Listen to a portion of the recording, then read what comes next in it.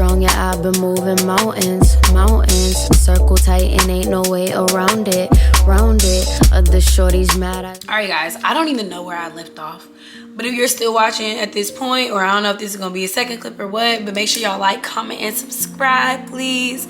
If you're enjoying the inspirational talk, if you're enjoying the vibes, the energy, and if you want more content like this, just let me know. Also, if you guys want to type in the comments some material you think that you want me to talk about, some topics you want me to touch on. I probably can't talk about everything, but I'll try to, you know, accommodate those requests.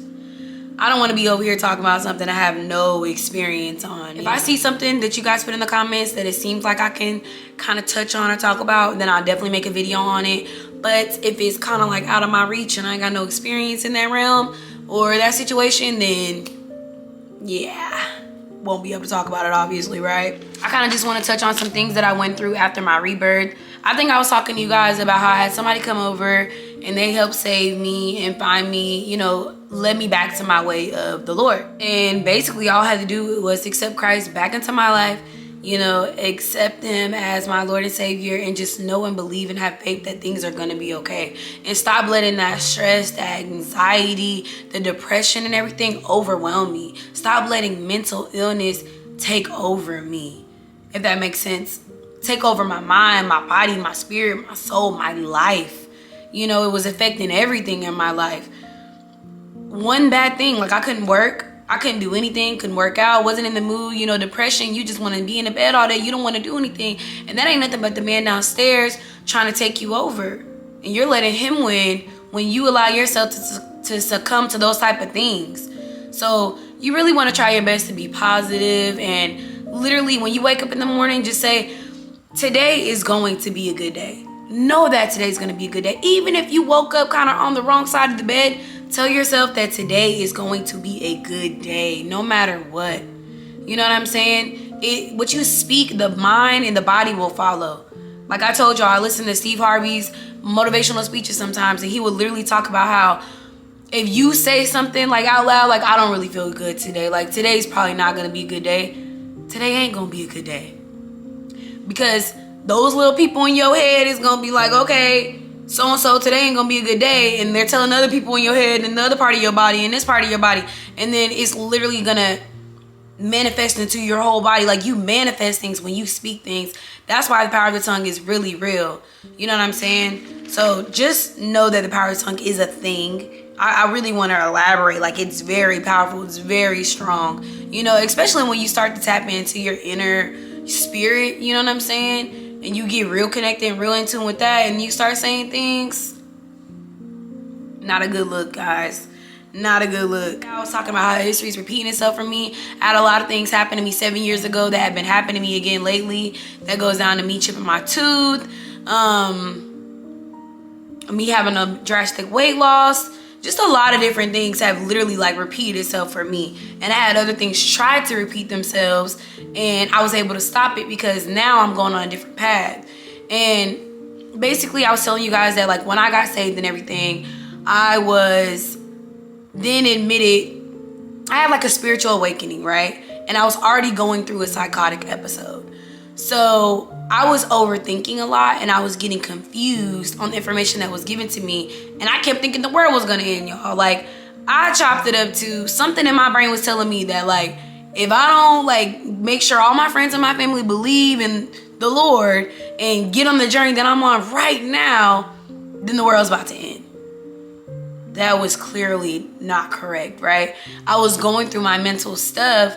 And along with going through my mental stuff, I had just got saved. And basically, I'm a baby Christian all over again. So I'm still learning the word. I'm relearning the word all over again. Like, I didn't even ever know the whole Bible front to back or the word front to back. Never knew that, right? But when I told you guys, in middle school, I learned a little bit, you know? And sometimes it's hard for me to retain information. That's why I really don't do that well in school, because retaining information for me is really hard, guys. Like, I struggle with that. That's something I'm working on. I have to read something over and over and over and over again to remember, but certain things I will remember. So I'm still working on that. I wake up every morning. I read my Bible every day. I'm getting closer to the word every day. I'm getting closer to the Lord every day. I'm talking to him all throughout the day. Like I said before, I feel like I'm not talking as much as I used to him.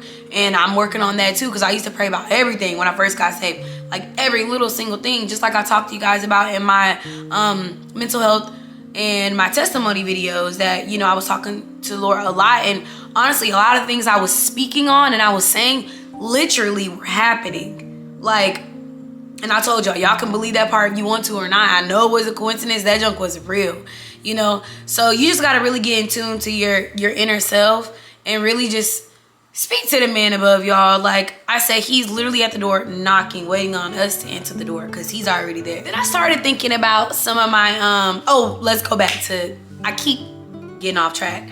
So basically, when I was in the hospital, I'm going to go to the notes in my page here that I wrote on 2/12/22. I was journaling all this stuff because I had forgot a lot of the stuff that I wanted to talk about, and then I remembered. And I was in the hospital basically because they wanted me to get sleep. My parents took me there to get a shot. I was freaking out, and I kept thinking that I kept thinking that my daughter was about to die, right? I was thinking that something, I don't know, something in my head kept telling me the man downstairs was trying to take us under or whatever. And that may have not been what was going on, but because I was telling myself that in my head, that's what I was believing, and that's what my body was also following, if that makes sense. So I didn't want to go to the hospital. I didn't want to be separated from my daughter, period, because I just kept thinking something bad was going to happen to her, and it was messing my mental up so bad. So I ended up getting admitted. When they finally did get me, and I was standing outside the hospital arguing with them, Ava told me that I was trying to tell her to scream, basically, so we wouldn't get admitted. But thank goodness my cousin was there. Nobody else. It seemed like nothing my mom was telling me, my dad, no other family member, but my cousin Brianna, that y'all seen in my other vlogs. And I'm going to get her to speak with me one of these days on a video with me to give y'all a little bit more detail about my experience in the hospital, because she was there. She has great memory. I have forgotten some things, but some things I do remember. But she was there in the hospital with me. She was the one that was telling me, it's okay, Justice. You can go in the hospital. Everything's going to be fine. They're just going to give you a shot. They just want you to get some rest. You need some rest. At this point, I haven't slept for days, and I'm going through my psychotic episode. It's nothing's going to happen to Ava. Everything's fine, da-da-da. And that's when I tried to run out the hospital. When I finally did get back in the room, they're they just want to help you. Everything's okay. When I ran out of the hospital, and I tried to run out, and for some reason, I did not push the door with my hands, but I ran into the door with my tooth, and that's how I chipped my tooth like I did, and I showed y'all already. That's when they Baker acted me. They had a cold blue or something. I remember them saying cold blue or something, not cold blue, some code. Don't get it misconstrued, y'all. If y'all were at the hospital, I don't know what code it was. I just know it was a code. All right, cool. But they were code whatever. And I think that's when they decided they were going to Baker at me, because I was literally trying to escape the hospital. And they're probably just okay, there's something wrong with this girl. But it was all of that, and plus me finding God and me overthinking everything and not knowing everything about him, you know what I'm saying? And me just overwhelming myself and freaking myself out. I had a lot going on during this time. I also had a picture that was going viral, y'all. And if y'all don't know what it's like to go viral, there's different stresses in life. There's good stresses, there's bad stresses. But me already going through my mental stuff, I had coronavirus, my picture was going viral. Everything was just getting to my head. It was a lot going on, because I'm an overthinker anyway. So a lot on my plate could be a little bit on your plate, but it was a lot to me, if that makes sense. So I'm in the hospital, and then I'm fighting off the sleep. They give me the shot and everything, and I still have not fell asleep. I'm fighting off the sleep, y'all. My aunt Sony was telling her, she needs you there, and I'm just so grateful. I am overwhelmed with gratefulness just for my aunt. I'll get emotional thinking about that. Just for her to do that, because without Brianna being there with me, you guys, I don't know how that would have ended up. She was a big part of my process when I woke up, of healing and guiding me in the right, literally guiding me in the right direction. Because when I woke up, I was fragile. I was a newborn baby, basically. I went to sleep. When I finally slept, I only slept for about an hour or two. But when I woke up, it was this feeling of just joy, because when I was asleep and I was trying to wake up, I could not wake up. I saw dark, I saw light, and I just remember praying to God, because I told y'all when I was scared to go to sleep, not only because I thought I was gonna die, I thought the people around me were gonna die when they went to sleep too. So I didn't want to get separated from anybody because I just was in fear of my family's life. You know what I'm saying? Even my friends, I was calling my friends at crazy hours of the night. You know what I'm saying? Like making sure they're up and just acting crazy, basically acting crazy, y'all. But when I woke up, it was just this overwhelming feeling of joy. Like I was just so grateful and so happy to be alive and to be given another chance. Like I don't care what nobody else says, like the Lord gave me another chance in that moment. And I woke up with self-confidence. Like I woke up looking at my reflection in the window of the hospital room that we were in. It was just a little tiny bed, a small little room. We weren't hooked up to anything. I guess this was like, I don't know, like I got pulled into the ER. I don't really remember being in that room. I remember trying to run out of that room. I don't ever remember being hooked up to any machines or anything like that. I just remember being in that room with my cousin waking up and just looking at myself in the reflection of that mirror. And I had deja vu because it looked like how I looked when I was looking at my reflection when I had the out-of-body experience. I had the gown on and I was just, I remember I took out all my jewelry and I was just like, I don't need, any of this stuff. I was like, I'm just so beautiful. I was like, I'm just gorgeous. Like, I just felt like I never felt before. Like I never thought I was ugly or anything like that. You know what I'm saying? Don't get me wrong. I've always been grateful, but it was always, I wanted more. I always wanted more. I always felt like I wasn't good enough. Like I dealt with like self-esteem things, like issues, and just like always just feeling like I'm working on myself. I'm working on myself. Like I'm never, good enough. When people wanted to date, like I feel like I wasn't ready to date a lot of the times because I was always working on myself. Like I just never felt good enough. Like I can't explain it. Insecure and just like beating myself up about the smallest things. Like nobody's meant to be perfect. God made us the way we are and he holds no judgment. He just wants us to love ourselves. Like, and if you don't like something about yourself, go fix it. But you're supposed to be content in how you are and not dwell on those things and enjoy the process and the journey of becoming the person you want to be, because you can be anything you want to be. We can do anything we want to do. Anything we set ourselves to do, we can do it.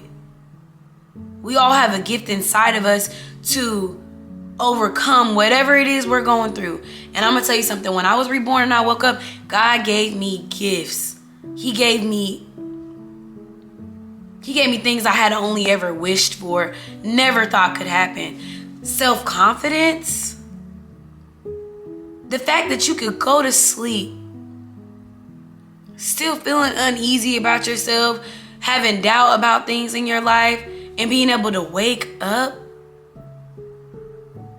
and just feel whole and pure and just good, and wanting to make everybody around you feel the same way.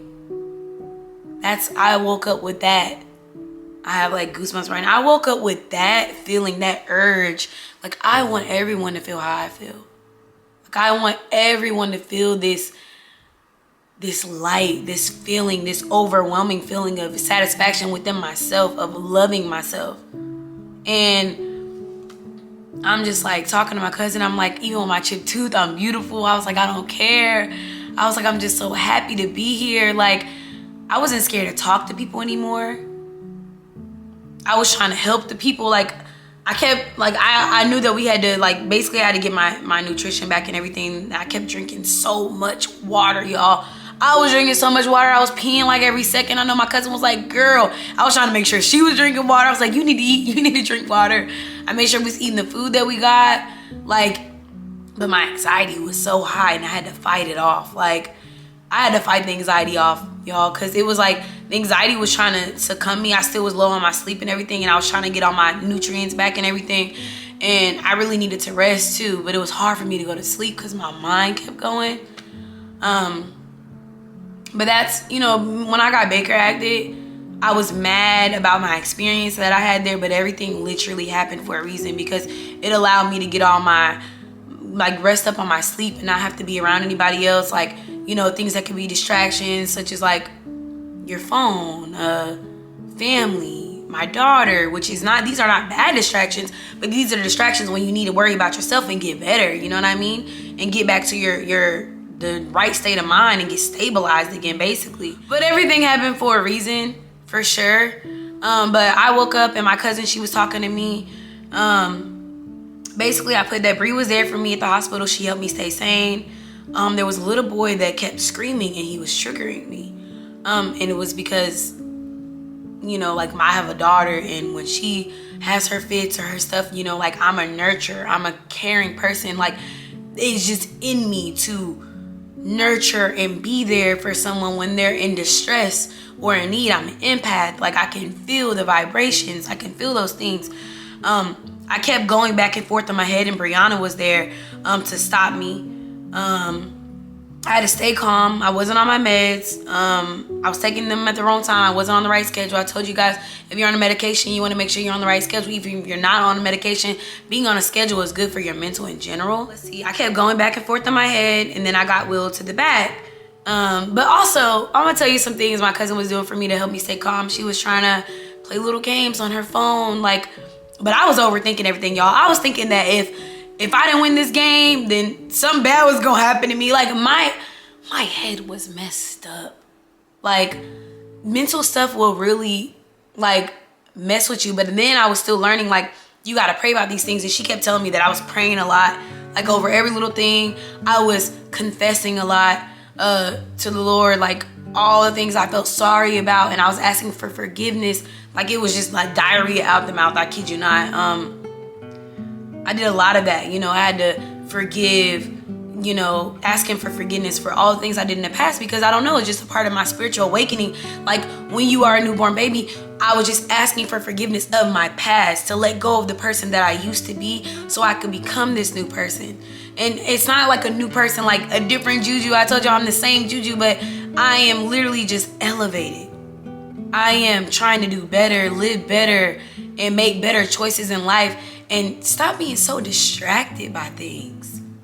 Because distractions, whether that be people, whether that be things, drugs, alcohol, whatever it may be, they can distract you from your goals and your ambitions and the journey God has set out for you. And if you don't know what it is that God has set out for you, you really just need to pray about it. But you have to believe that he's going to lead you in the right direction. Because if you don't believe and you have doubt, then it's going to be hard to get your answers. You know what I mean? So just remember to believe and have faith that the answers will come. You know, it might not come right away in that very moment, in that very second that you pray for it, but it's coming. Just know that. And he can talk through people, through visions, through dreams, many different ways. You know what I'm saying? So just know that. So I kept going back and forth in my head, and then my cousin was there to lead me back on the right path and keep me on track. She said I kept trying to go in the room with the boy to calm him down. She's like, you can't do that. You know what I'm saying? I was trying to keep him calm, and when I went to the bathroom and I saw him outside on the bench, like in the hallway, I was telling him, I was like, you know, there's papers you can color and stuff like that. Because the coloring was supposed to calm us down, but the coloring, it didn't calm me down. It just made my thoughts race. Some things help other people for anxiety, but some things it just kind of triggers your anxiety more.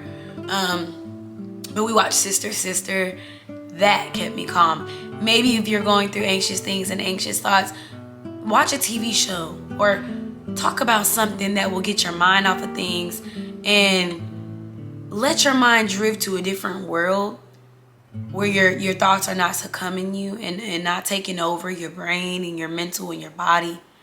Because that mental stuff will eventually take over your body, and you don't want that to happen. But I remember I kept going back and forth in my head. I got wheeled to the back, which is, I was getting Baker acted, and I didn't know. They didn't even tell my cousin. They didn't even let my cousin tell me bye. My cousin stayed with me until she couldn't stay with me anymore. She was like, I'm not leaving. I'm not leaving her until visiting hours are over. And then when they wheeled me to the back, she didn't even know what was going on. I didn't either. I thought that I was going back here to get like a coronavirus shot, because my dad kept telling me to get a coronavirus shot. But in reality, I was getting Baker acted. They wheeled me back to this room, and I'm on the stretcher, and I'm just like, I'm happy though. I'm in awe. I'm just grateful. I'm looking at everybody and everything, just like, wow, this is life. Like, I'm still living this life. Like, I didn't die. Like, I got through this, and I can get through anything with, like, the Lord. Like, He's here. He was protecting me through everything. My guardian angels were with me, protecting me through everything. I'm sorry, it just hits different when you sit there and you reminisce on it.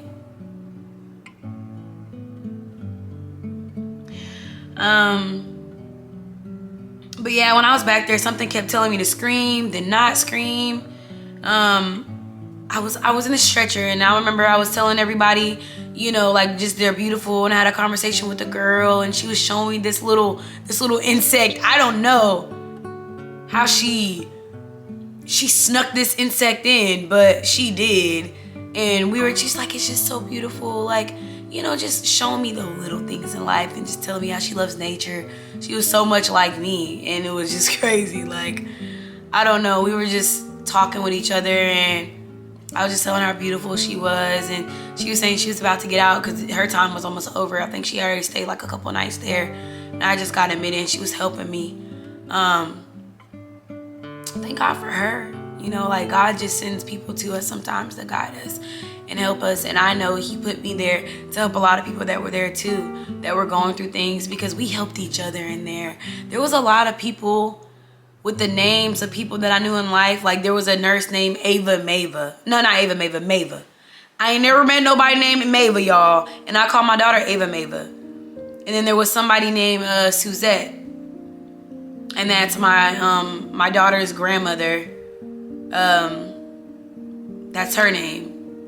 And it was just crazy. Like, and then there was Deborah, and that's my grandmother's name. And she's kind of in the same situation that my grandmother was in. And it was like, God just reminding me of all these people that I have in my corner supporting me. And these are the people that are going to help you. Like, Justice, I'm showing you the people I put in your life to help you and guide you through these trying times. Like, these people are your saviors, your angels.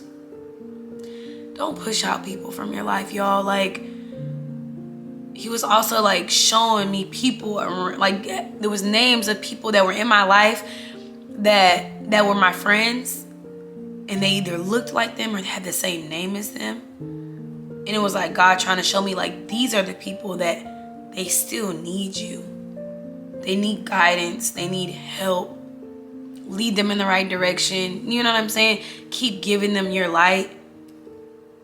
Don't break those relationships with people, because we're placed in each other's lives sometimes to help each other and to feed those energies off of each other and uplift each other, because you never know what you can say to a friend that will save their life.